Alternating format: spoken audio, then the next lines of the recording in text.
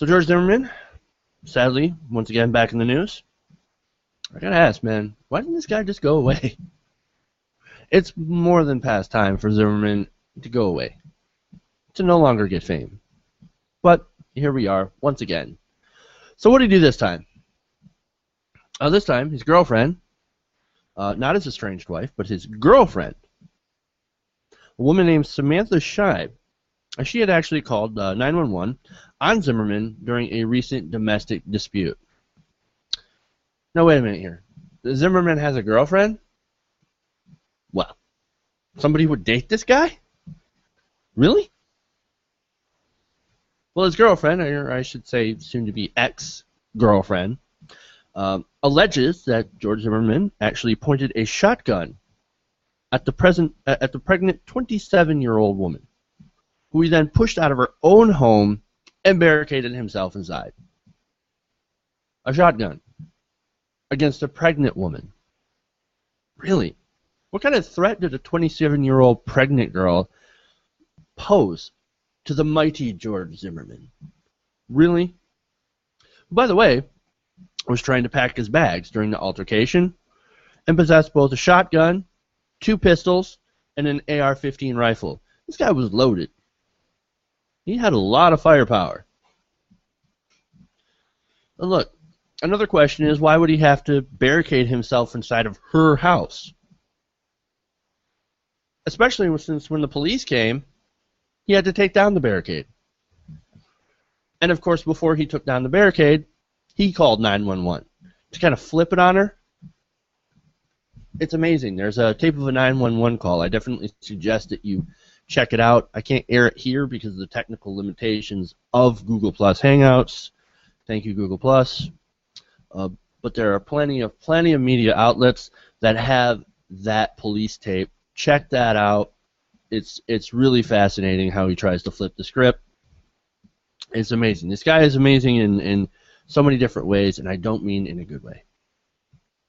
So, anyway, after the police came, he was arrested without incident, and at the time the cops came, he had put down his guns. He was unarmed when he was arrested, and he was booked just today for aggravated assault with a weapon, which is a felony, in addition to misdemeanor battery, domestic violence, and criminal mischief.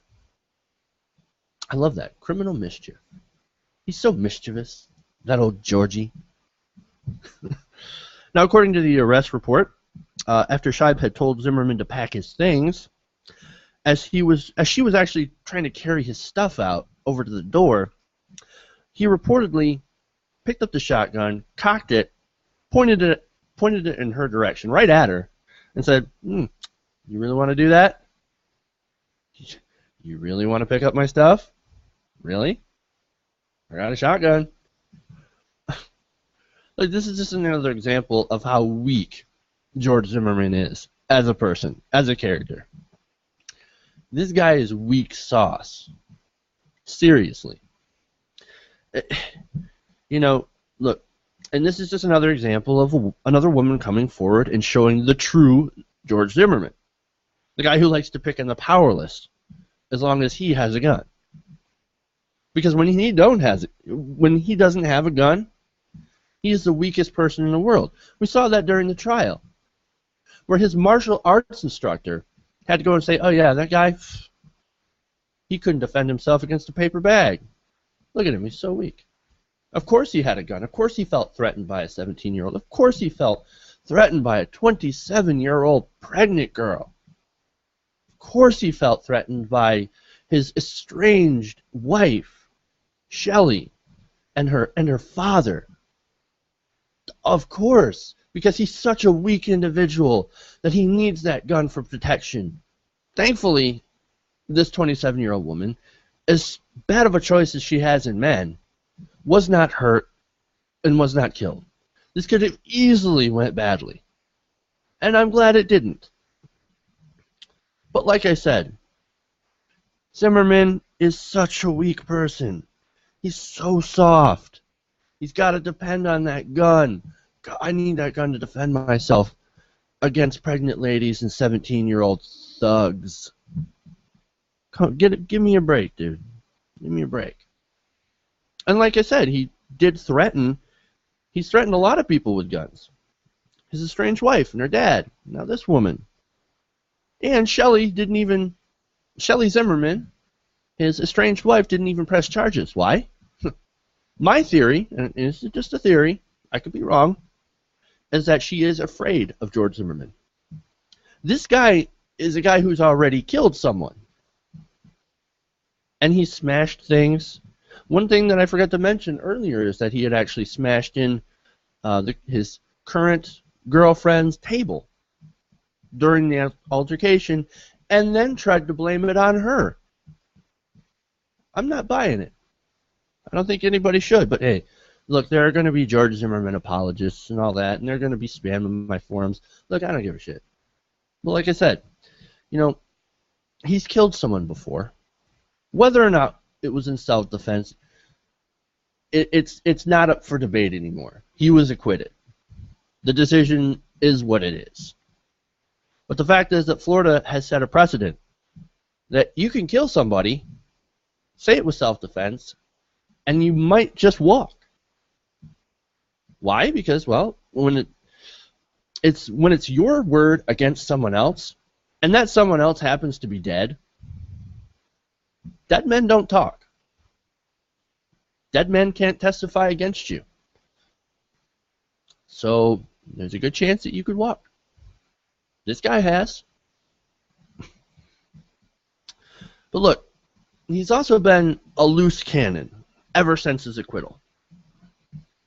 Personally, I think he thinks he's above the law. Maybe in some cases he is. He's got in trouble a lot of times. Yeah, mostly for minor stuff since the acquittal. I get that. There's been some minor offenses that, whatever, traffic violations, who cares about that? Everybody gets a speeding ticket once in a while.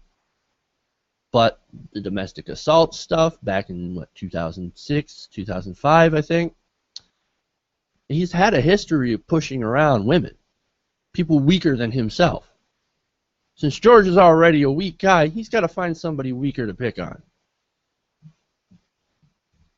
So, but look, I wonder if this time he's actually going to face consequences for his actions. Now, news that has come out recently is that his bail has actually been set for $9,000.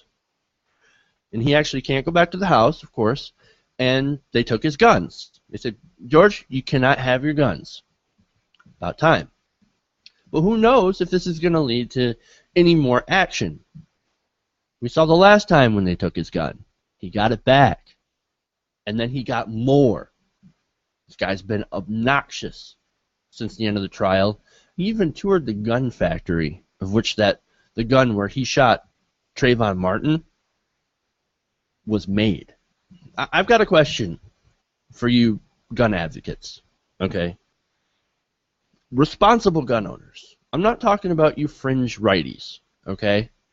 I'm talking about sensible people who have guns.